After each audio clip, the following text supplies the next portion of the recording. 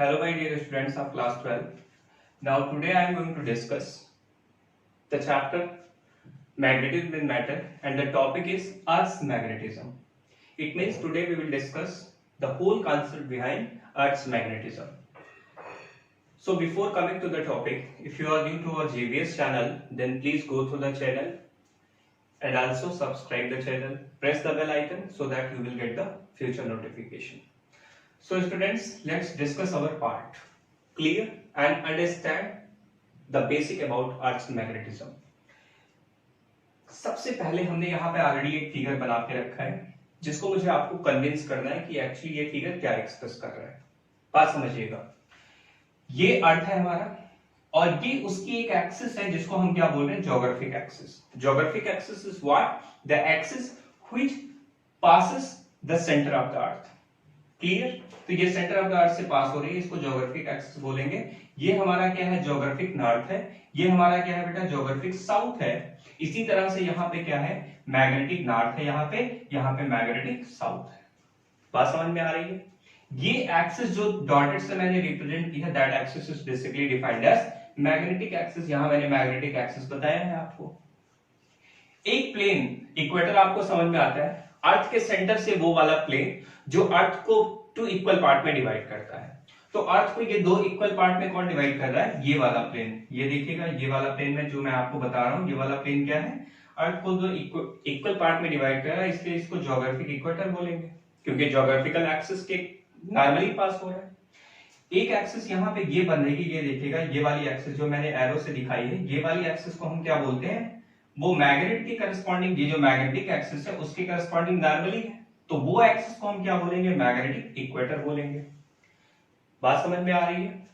तो magnetic equator and geographic equator के बीच में कुछ ना कुछ एंगल होगा ना, वो एंगल से हमें नहीं मतलब है। अब देखिए क्या है कि ज्योग्राफिक एक्सिस से मैग्नेटिक एक्सिस एक पर्टिकुलर एंगल पे, यहां ये देखिए ये एंगल, ठीक है, ये एंगल फॉर्म कर रहा है। इस एंगल को 11.3 डिग्री, कहीं कहीं 11.5 भी लिखा होता है, तो उसमें ज्यादा जो है सरप्राइज होने वाली बात नहीं है। एंगल 11.3 एंड 11.5 कुछ भी हो सकता है।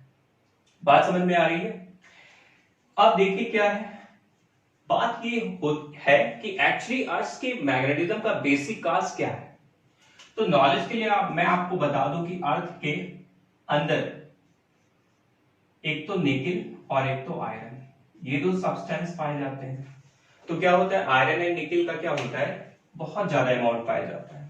और सब कैसे फॉर्म में होते हैं आपको पता है, सब ये मोल्टन फॉर्म में होंगे। कैसे फॉर्म में होंगे, मोल्टन फॉर्म में होंगे। अब जो चीज मोल्टन फॉर्म में होती है, ऑब्वियसली मोल्टन फॉर्म में होने की वजह से क्या होगा, इसके जो आपके इलेक्ट्रॉन्स है वो मूव करेंगे। तो इलेक्ट्रॉन मूव करेगा, तो अकॉर्डिंग टू ऑर्स्टेड एक्सपेरिमेंट हम ये कह सकते हैं कि अर्थ के अंदर मैग्नेटिक बिहेवियर होता है। बात समझ रहे हो? तो अर्थ के अंदर मैग्नेटिज्म का जो बेसिक काज था वो क्या था कि कुछ एलिमेंट्स ऐसे थे जो मोल्टन स्टेट में पाए जाते थे, जिसकी वजह से अर्थ का मैग्नेटिज्म का वो एलिमेंट काज बना। क्लियर? लेकिन ये थ्योरी बाद में फॉल्स हो गई क्योंकि एक्चुअली थ्योरी टेम्परेचर एग्जिस्ट करने लगा। मतलब है, चूंकि अर्थ की कोर का टेम्परेचर बहुत हाई होता है और हाई होने की वजह से क्या होता है कि ये अपने मैग्नेटिक बिहेवियर को खो देते हैं। ठीक है, तो एक अलग पैरामीटर है, उसको भी आगे चल के हम लोग डिस्कस करेंगे कि एक्चुअली क्या होता है, ऐसा क्यों होता है। फिलहाल आज हमारा जो बेसिक एम है वो यही है कि हम अर्थ के मैग्नेटिक बिहेवियर को समझ सके। पहली चीज कि अर्थ के यहाँ पे मैंने 3 एलिमेंट क्लासिफाई किए हैं, एक तो एंगल ऑफ डिक्लिनेशन, दूसरा एंगल ऑफ डिप, तीसरा horizontal and vertical component of the earth magnetic field. तो ये तीनों एलिमेंट्स को मुझे समझना है इस पूरे फिगर के करस्पॉन्डिंग। बात समझते हैं? जब हम मैग्नेट को लेके, ठीक है, magnetic field of lines trace करते हैं तो हम ये पाते हैं कि इसके इस पोल पे क्या होता है, मतलब पोल कह दो या एक पॉइंट कह दो, इस पॉइंट पे क्या होता है, ये जो मैग्नेटिक निडल है बिल्कुल स्ट्रेट हो जाती है। मैग्नेटिक निडल स्ट्रेट हो जाती है और जो इसका नॉर्थ टिप होता है, ठीक है, मैग्नेटिक जो नॉर्थ होता है वो क्या होता है, निडल का, इट मींस निडल का नॉर्थ, ठीक है, पॉइंट वो बिल्कुल स्ट्रेट हो जाता है। इसका ये आपको एविडेंस मिलता है कि एक्चुअली कहीं ना कहीं अर्थ के अंदर मैग्नेटिक बिहेवियर होगा। जिससे कि नॉर्थ ऑलमोस्ट स्ट्रेट हो रहा है। तो ये सोचा गया, थिंक किया गया कि अर्थ के अंदर एक ह्यूज मैग्नेट है, जिसको मैंने एक स्क्वायर शेप में यहाँ बना रखा है, सॉरी रेक्टेंगल शेप में। तो रेक्टेंगल शेप में मैंने क्या कर रखा है, यहाँ पे बना रखा है। तो एक्चुअली नॉर्थ को कौन अट्रैक्ट कर सकता है, साउथ ना। तो कंफर्म है क्या होगा यहाँ पे, अर्थ का साउथ पोल होगा पक्का। और यहाँ पे क्या होगा, अर्थ का नॉर्थ पोल होगा। ठीक है, ये देखे ध्यान से इसको, अर्थ का कौन सा पोल होगा, नॉर्थ पोल होगा। बात समझ में आ रही है। सोचने वाली बात है कि हम मैग्नेटिक फील्ड ऑफ लाइंस को इसमें कैसे ड्रा कर सकते हैं, सोचने वाली बात है।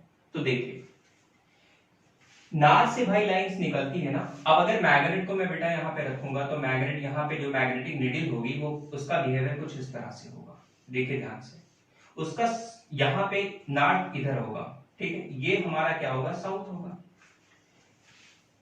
क्लियर।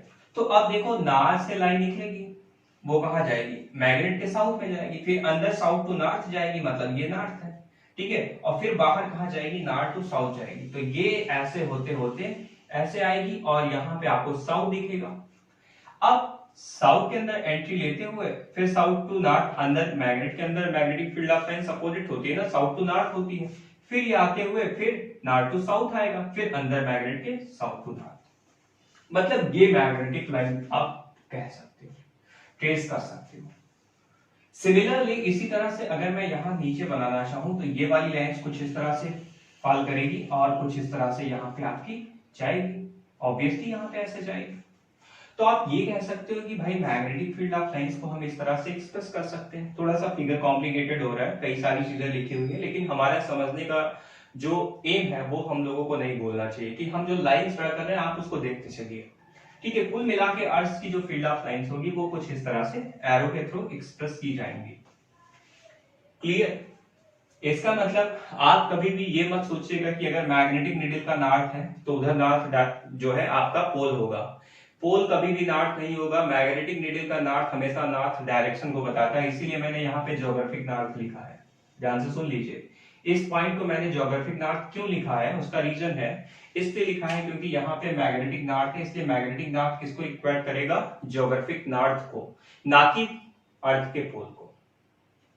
क्लियर। अर्थ का पोल कौन सा है, साउथ, लेकिन अर्थ की डायरेक्शन कौन सी है, नॉर्थ। It is obvious. कुछ बात समझ में आ रही है। तो अगर इतनी बात आपको समझ में आ गई तो आपको फील्ड ऑफ साइंस के बारे में भी आप क्लियर हो गए होंगे कि कहां से चीजें आएंगी, कहां से एंट्री लेंगी, कहां से वो आपका किस तरह से प्रोसीड होगा। इतनी बात समझ में आती है।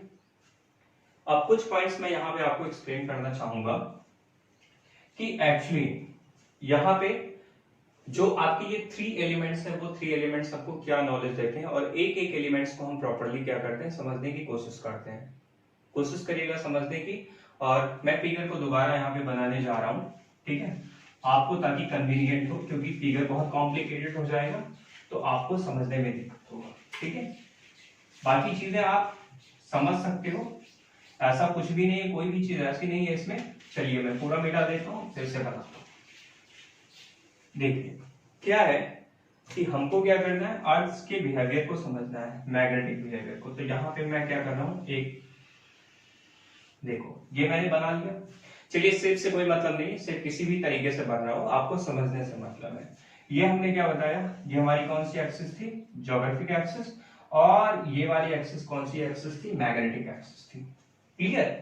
तो ज्योग्राफिक एक्सिस मैग्नेटिक एक्सिस के बीच में मैंने बताया था एंगल कितना बनता है, 11.3 डिग्री। क्लियर। अब जो मैं कह रहा हूं उसको समझिए आप। ये ज्योग्राफिक बेटा नॉर्थ है, ये ज्योग्राफिक साउथ है, ये मैग्नेटिक नॉर्थ है, ये मैग्नेटिक साउथ है। ठीक है। और क्या कहता है, एंगल ऑफ डिक्लिनेशन को मैं समझाने जा रहा हूं आपको। ठीक है, क्या समझाने जा रहा हूं, एंगल ऑफ डिक्लिनेशन क्या होता है। तो इसमें 2 मेरिडियन होते हैं। एक तो मेरिडियन होता है बेटा ज्योग्राफिक मेरिडियन, और दूसरा होता है मैग्नेटिक मेरिडियन। क्या होता है, एक तो होता है ज्योग्राफिक, ठीक है, मेरिडियन, और एक होता है मैग्नेटिक मेरिडियन। क्या होता है, मैग्नेटिक। ठीक है, ये 2 मेरिडियन होते हैं। ये दोनों क्या होते हैं? ठीक, सबसे पहले इसको समझते हैं। तो देखो, मैग्नेटिक नॉर्थ, मैग्नेटिक साउथ और कोई भी पॉइंट ऑफ ऑब्जर्वेशन जहां पे आप लोकेटेड हो, इंडिया मान लो है तो मान लो यहां पे इंडिया है, तो अगर हम अर्थ को इस तरह से कट करें कि ये मैग्नेटिक नॉर्थ, ये मैग्नेटिक साउथ और पॉइंट ऑफ ऑब्जर्वेशन तीनों एक ही प्लेन में लाई करें, तो उस प्लेन को हम क्या बोलेंगे? Geographic, sorry, magnetic meridian. क्योंकि मैग्नेटिक एक्सिस के बाद करस्पॉन्डिंग बात कर रहे हैं ना, तो उसको हम क्या बोलेंगे? मैग्नेटिक मेरिडियन बोलेंगे। फिर से मैं बोल रहा हूं, if we cut the earth in such a way that the magnetic north, magnetic south and the point of observation lie in the same plane, that plane will be defined as magnetic meridian. अब मैं geographic north, point of observation, geographic south को अगर एक साथ ले लूं, अर्थ को इस तरह से कट करूं कि वो तीनों एक ही प्लेन में लाई करें, तो हम उसे क्या बोलेंगे? Geographic meridian. मतलब ज्योग्राफिक मेरिडियन क्या है? If we cut the earth in such a way that geographic north, geographic south and point of observation all lie in the same plane, that plane will be defined as geographic meridian. तो magnetic meridian, geographic meridian, इन दोनों की meaning clear हुई? इन दोनों के बीच में एक angle दिख रहा है आपको, इसी एंगल को क्या बोलते हैं? एंगल ऑफ डिक्लिनेशन बोलते हैं। बात समझ में आ गई? तो angle between geographic meridian and magnetic meridian is defined as angle of declination. तो मैं लिख दे रहा हूं, the angle between geographic meridian and magnetic meridian. Clear? तो इसी को हम क्या बोलते हैं बेटा? एंगल ऑफ डिक्लिनेशन बोलते हैं। और इसकी वैल्यू कितनी होती है? 11.3 डिग्री होती है। बात समझ में आ रही है? तो इस तरह से आप एंगल ऑफ डिक्लिनेशन को समझ सकते हैं। इसके बाद बात करते हैं भाई, एंगल ऑफ डिप की बात करते हैं। क्या बात करते हैं? नेक्स्ट जो मेरा पॉइंट है वो क्या है? एंगल ऑफ डिप है।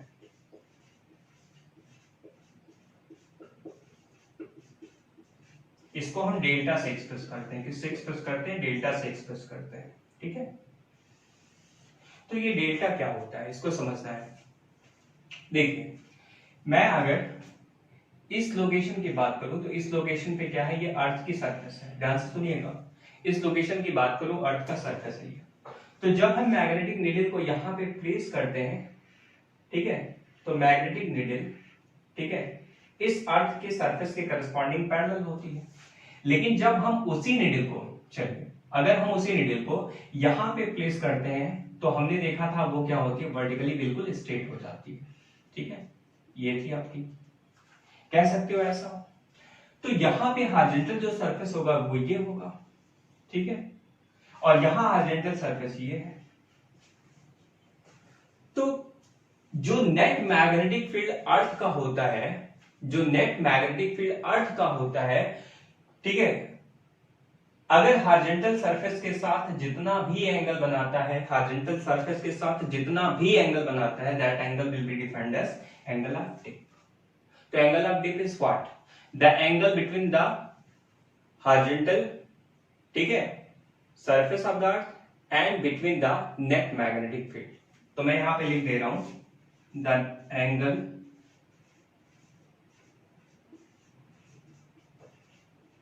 between net magnetic field and the horizontal component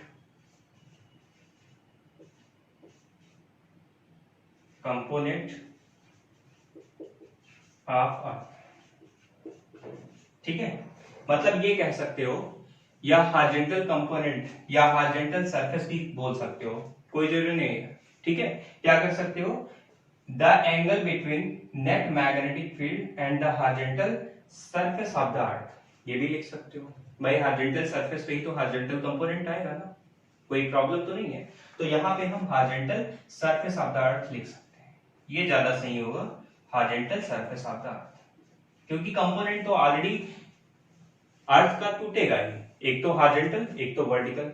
तो मैं क्या कहूंगा, the angle between the net magnetic field and the horizontal surface of the earth is defined as angle of dip.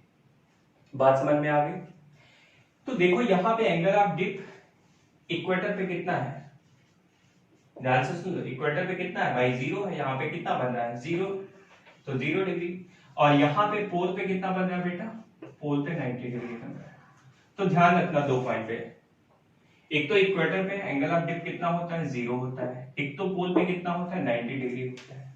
इतनी बात समझ में आ गई? बहुत अच्छी बात। अब लास्ट में हम डिस्कस करते हैं, लास्ट में हम लोग डिस्कस करने जा रहे हैं horizontal and vertical component of the earth magnetic field. कौन सा पॉइंट डिस्कस करेंगे, हॉरिजॉन्टल एंड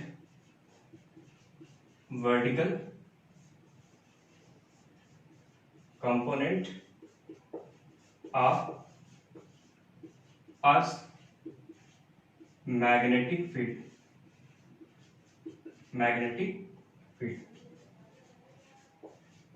ठीक है, चलिए इसको समझते हैं। सबसे पहली बात कि मैंने क्या किया, यहां पे ये सरफेस है, अर्थ का सरफेस, तो यहां से हमने ये दिखाया कि जो नेट मैग्नेटिक फील्ड अर्थ का है वो कितने एंगल पे है, डेल्टा एंगल पे। इसी को तो हम क्या बोलते हैं, एंगल ऑफ डिप बोलते हैं। जो अर्थ की सरफेस के साथ जितना भी angle net magnetic field earth का बनाता है उसी को क्या बोलते हैं, एंगल ऑफ डिप बोलते हैं। कहने का मतलब ये है बेटा कि अगर सपोज दैट कि ये हमारा मैग्नेटिक निडल है, तो मैग्नेटिक निडल को क्या करेंगे, अगर घुमाएंगे तो वो क्या करेगा, घूम के फिर नॉर्थ साउथ डायरेक्शन में आएगा, पक्का। उसके बाद ये थोड़ा सा ऐसे डिप हो जाता है, मतलब मैग्नेटिक निडल थोड़ी सी डिप हो जाती है। हॉरिजॉन्टल के साथ जितना डिप होती है ना, उसी एंगल को क्या बोलते हैं, एंगल ऑफ डिप बोलते हैं। तो इसके अगर कंपोनेंट को तोड़ा जाए तो ये कंपोनेंट आपका क्या होगा, बीई cos थीटा, और ये कंपोनेंट क्या होगा, B E sin theta. Are you sure? तो हम क्या लिख सकते हैं, ध्यान से सुनिए इस चीज को। हम ये लिख सकते हैं कि बी एच की वैल्यू होगी, बी, ध्यान से सुनिएगा, बीई sin थीटा होगी। भाई बी एच की तो B E sin theta, horizontal component की तो बीई sin थीटा है, और यहाँ पे बी कितना होगा, तो ये हमारा है B sorry, I am really very sorry, B H B E cos theta होगा। क्या होगा, देखिए गलती पकड़ ली आपने, कहा कि सर गलत हो गए, ठीक है, सर ने गलती कर दी, तो थोड़ी बहुत मिस्टेक्स होती है, मैं उसको यहाँ पे करेक्ट कर रहा हूँ। बी एच की वैल्यू बी cos थीटा होगी और बी की वैल्यू बीई sin थीटा होगी। ये इक्वेशन फर्स्ट है, ये इक्वेशन सेकंड है। Squaring and adding equation first and second, तो क्या मिलेगा आपको, स्क्वायर एंड ऐड कर देते हैं, B H square plus V square is equal to क्या मिलेगा बेटा, बी स्क्वायर, दोनों में कॉमन है तो बी स्क्वायर कॉमन ले लिया, अंदर क्या बचा, sine square theta plus cos square theta. Clear? तो आपको पता है बी स्क्वायर की वैल्यू, बी की वैल्यू कितनी मिलेगी, under root B H square plus V square. Is this clear, is this point clear? भाई अंदर sine square plus cos square theta, sine square theta plus cos square theta की value 1 होती है, so that's why this is your result. Is there any confusion? I think there should be no confusion. So that's why if we want to find delta, that is angle, से हमको क्या पता चलता है, direction पता चलता है। तो अगर हमें डायरेक्शन पता करना है तो दोनों को डिवाइड कर दीजिए। तो फर्स्ट एंड सेकंड को जब डिवाइड करोगे तो आपका b से b कैंसिल हो जाएगा। इसका मतलब है cos theta upon sin theta, इसको हम क्या लिख सकते हैं, cot थीटा। तो cot theta is equal to क्या हो जाएगा, bh अपॉन vb। क्लियर? अब इसको रिवर्स कर दो, मतलब tan थीटा में अगर करना है तो tan theta is equal to क्या होगा, vb ओवर vh। और यहां से अच्छा देखो एक चीज बताओ मुझे, एक्चुअली क्या है, मैं थीटा ले रहा हूं, यहाँ पे डेल्टा है, कंफ्यूज मत होइएगा, ये डेल्टा है तो यहाँ पे cos डेल्टा, यहाँ पे sin डेल्टा, तो आप इसको डेल्टा लिखो थीटा लिखो, बात एक ही है, ठीक है, कंफ्यूज मत रहिएगा। ये मत सोचिएगा कि सर ने डेल्टा लिखा है तो यहाँ पे डेल्टा नहीं लिखा सर ने, ठीक है, तो डेल्टा यहाँ पे लिखो या थीटा लिखो, बात एक ही है, ठीक है। वैसे तो डेल्टा से एक्सप्रेस करते हैं लेकिन जनरली हम एंगल के टर्म में थीटा ही यूज करते हैं। तो यहाँ पे आपका थीटा क्या हो गया, थीटा इज इक्वल टू क्या हो जाएगा, tan inverse V over V. Clear? So this is the direction of Earth's magnetic field. तो Earth's magnetic field का डायरेक्शन आपको फाइंड हो जाएगा. Clear? So I think कि आपको Earth के मैग्नेटिज्म का जो बेसिक काज है वो आपको समझ में आ गया. आपको याद करके रखना है, अर्थ के 3 एलिमेंट्स होते हैं. एक तो एंगल ऑफ डिक्लिनेशन, दूसरा एंगल ऑफ डिप, तीसरा हॉरिजॉन्टल एंड वर्टिकल कंपोनेंट. कभी कभी एग्जाम में ये पूछ लेता है define the 3 basic element of earth and write down the name of element. तो आपको एलिमेंट के नेम याद रहेंगे. अगली चीज है, मैं एक इंपॉर्टेंट पॉइंट इसमें ये बता रहा हूं, याद कर लीजिएगा इसको. ये जैसे अर्थ है, तो अर्थ को मैंने इस वाली लाइन से 2 पार्ट में, एक ऊपर एक नीचे डिवाइड कर दिया.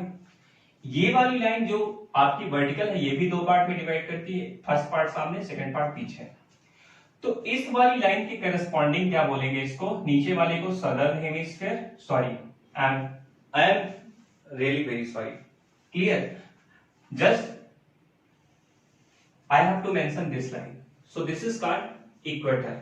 ठीक है, इक्वेटोरियल प्लेन है तो इक्वेटर बोल सकते हो. तो इक्वेटर के करस्पॉन्डिंग क्या होगा, तो ये सदर्न पार्ट होगा, जो आपका साउथ में. नीचे क्या है भाई, ज्योग्राफिकल साउथ था, तो इसको हम बोलेंगे सदर्न हेमिस्फीयर, ऊपर वाले को नदर्न हेमिस्फीयर. समझ रहे हो? तो ऊपर वाला पार्ट नदर्न हेमिस्फीयर, नीचे वाला पार्ट सदर्न हेमिस्फीयर. अब जो सन के, मान लो सन इधर है, ठीक है, तो सन के सामने जो फेस करेगा पार्ट, इस वाली लाइन के करस्पॉन्डिंग ये वाला जो पार्ट होगा, इस वाले पार्ट को सन के करस्पॉन्डिंग बोलेंगे ईस्टर्न हेमिस्फीयर, और पीछे वाले पार्ट को क्या बोलेंगे, वेस्टर्न हेमिस्फीयर. ठीक है, तो 4 पार्ट. एक तो इस लाइन के करस्पॉन्डिंग ऊपर वाला पार्ट सदर्न हेमिस्फीयर, नीचे वाला ऊपर वाला पार्ट नदर्न हेमिस्फीयर ना होके बल्कि क्या होना चाहिए, नदर्न होना चाहिए ना भैया. एक बार फिर से सुन लीजिए ध्यान से. ये नॉर्थ है ना, तो नॉर्थ के करस्पॉन्डिंग इसको नदर्न हेमिस्फीयर बोलेंगे, इसको सदर्न हेमिस्फीयर, इसको ईस्टर्न हेमिस्फीयर, इसको वेस्टर्न हेमिस्फीयर. ठीक है? सो this is all about your earth magnetism. So in next lecture I will discuss some more important topic regarding to this chapter. Thank you, students.